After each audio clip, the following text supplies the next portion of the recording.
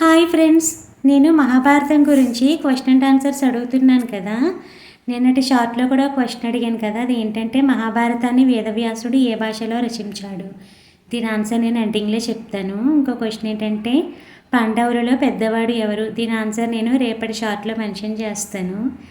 ఇక్కడ నేను వీడియో తీస్తున్నాను కదా, మా హస్బెండ్ కాల్ పైకి పెట్టుకున్నారు కదా, నేను సరదాగా అంటున్నానేమో అనుకున్నారు, తీయట్లేదేమో అనుకుంటున్నాను. నేను నిజంగానే వీడియో తీస్తాను కదా, అందుకు కాల్ కిందకి పెట్టారు కదా, అందుకే నాకు బాగా నవ్వు వచ్చింది.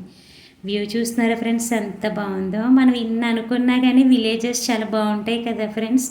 చుట్టూ పొలాలు, అవి కాలువలు, ఇవన్నీ నాకైతే పిచ్చి పిచ్చిగా ఇష్టం. ఇంకేం ఫ్రెండ్స్, మహాభారతాన్ని వేదవ్యాసుడు ఏ భాషలో రచించాడు. దాని ఆన్సర్ అయితే సంస్కృతం. నేను లాంగ్ వీడియో కూడా పోస్ట్ చేశాను, పార్ట్ 2 కంపల్సరీ వాచ్ చేయండి. పార్ట్ 1 కన్నా కూడా పార్ట్ 2 చాలా బాగుంటుంది.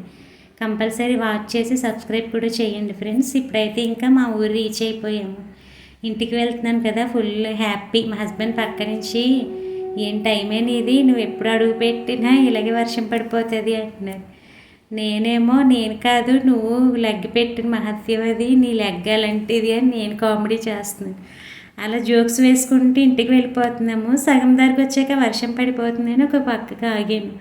ఇంకా వెనక సైడ్ అన్ని పొలాలు అవి కదా, ఒక చిన్న క్లిప్ తీసాను, చాలా బాగుంది కదా అని.